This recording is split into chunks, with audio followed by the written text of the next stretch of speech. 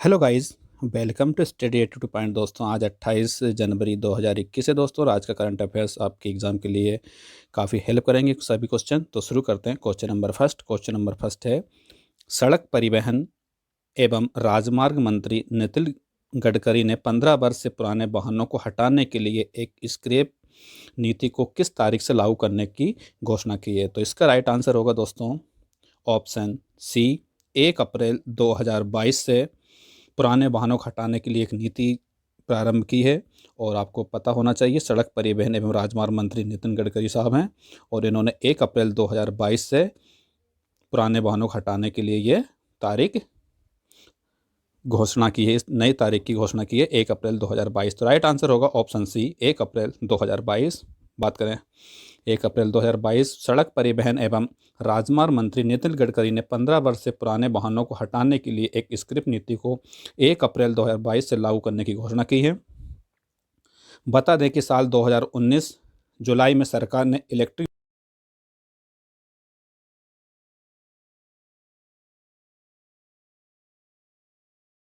मानदंडों में संशोधन का प्रस्ताव किया था। राइट आंसर होगा 1 अप्रैल 2022।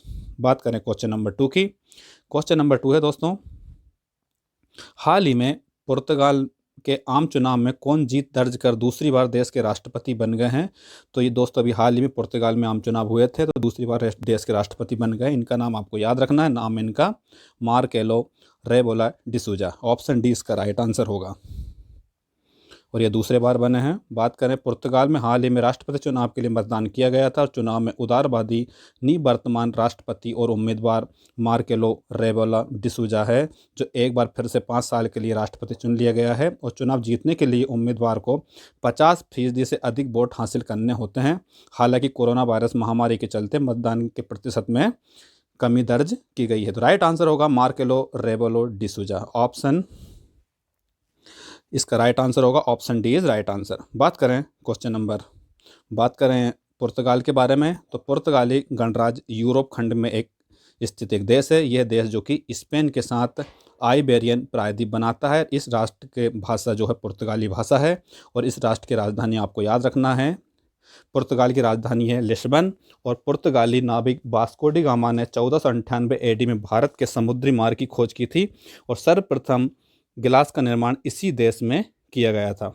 बात करें यहाँ की जनसंख्या की, तो 10.28 मिलियन 2019 के संदर्भ में इतनी यहाँ पर जनसंख्या है। राजधानी आपको याद रखना है, राजधानी लिस्बन है।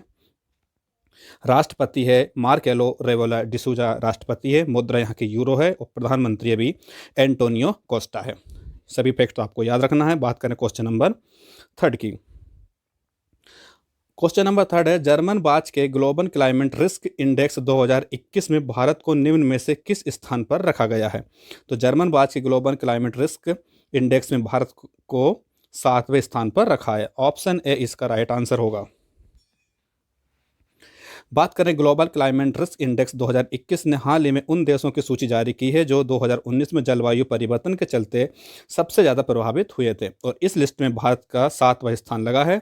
और इस सूची में Mozambique, Zimbabwe, Bahamas, Japan, Malawi और अफगानिस्तान भारत के से पहले के स्थानों पर यथाक्रम मौजूद है। और बाल स्थित जर्मन बाच नाम के पर्यावरण संगठन ने ये लिस्ट जारी की है, जिसमें साल 2000 से 2019 में हुई तीव्र और भयानक मौसम की घटनाओं के आधार पर उन देशों को शामिल किया गया है जो जलवायु परिवर्तन के चलते सर्वाधिक प्रभावित हुए हैं। तो भारत का स्थान आपको याद रखना है।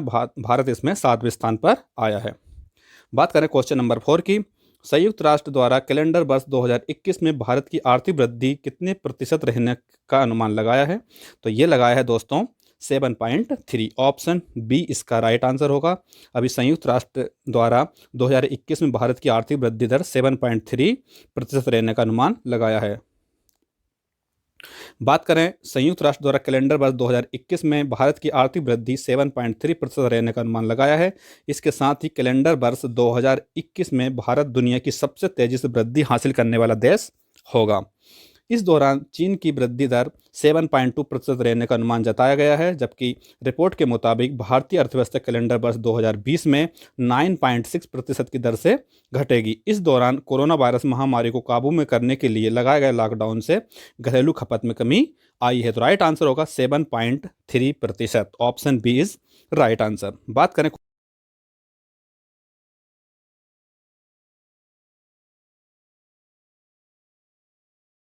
अंतर्राष्ट्रीय प्रलय स्मरण दिवस कब मनाया जाता, तो ये मनाया जाता दोस्तों 27 जनवरी। ऑप्शन थर्ड इसका राइट आंसर होगा।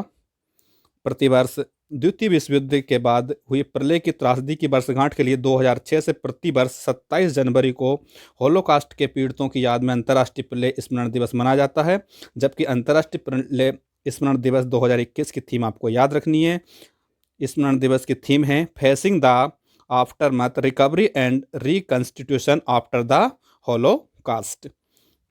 बात करें संयुक्त राष्ट्र ने नाजी शासन के पीड़ितों के आधिकारिक स्मरणोत्सव के लिए 1 तारीख के रूप में दुनिया भर में प्रलय शिक्षा को बढ़ावा देने के लिए 2005 से यह दिन निर्धारित किया गया था। तो करेक्ट आंसर होगा 27 जनवरी इसका राइट आंसर होगा, जो कि अंतर्राष्ट्रीय प्रलय स्मरण दिवस मनाया जाता है 27 जनवरी को। बात करें क्वेश्चन नंबर 6 की, मराठी के जाने माने उपन्यासकार नामदेव चंद्रभान, आपको नाम याद रखना है, काम्बले को साहित्य में उनके योगदान के लिए किस पुरस्कार से सम्मानित किया गया। तो मराठी के ये उपन्यासकार है, नाम इनका है नामदेव चंद्रभान। काम्बले को साहित्य में उनके योगदान के लिए किस पुरस्कार से सम्मानित किया गया है, तो ये किया गया है दोस्तों पद्म श्री सम्मान। ऑप्शन ए इसका राइट आंसर होगा। इनको मराठी जो उपन्यासकार हैं और इनको पद्मश्री पुरस्कार से नवाजा गया, तो ऑप्शन ए इसका राइट आंसर होगा। पद्मश्री पुरस्कार दोस्तों,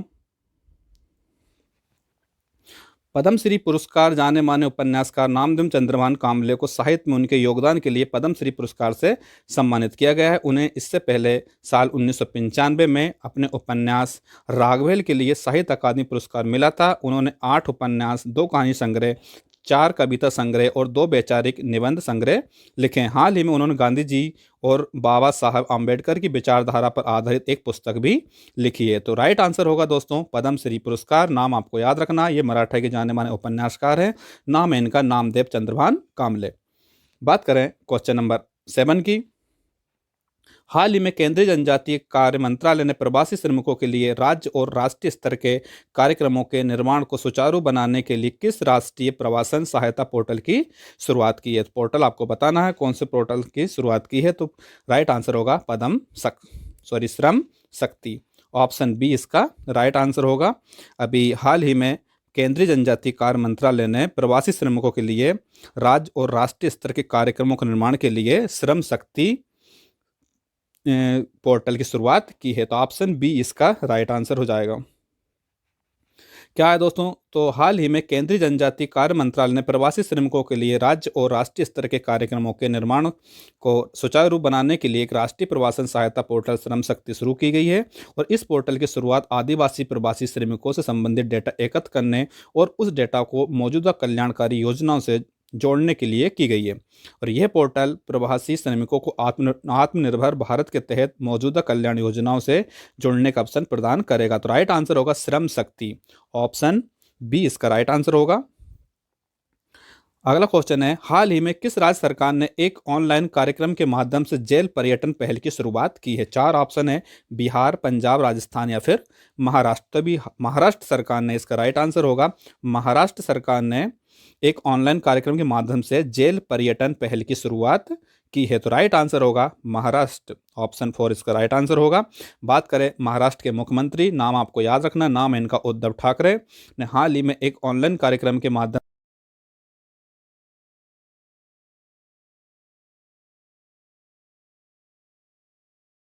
मुद्दे से आम लोगों को ऐतिहासिक जेलों को नज़दीक से देखने की सुविधा प्रदान करना है। और इस पहल के माध्यम से स्कूल और कॉलेज के छात्रों, इतिहास के जानकारों और आम नागरिकों को हमारे इतिहास के एक नवीन पहलू को अनुभव करने की सहायता मिलेगी। तो राइट आंसर होगा महाराष्ट्र। ऑप्शन डी इसका राइट आंसर होगा। और महाराष्ट्र के मुख्यमंत्री है उद्धव ठाकरे।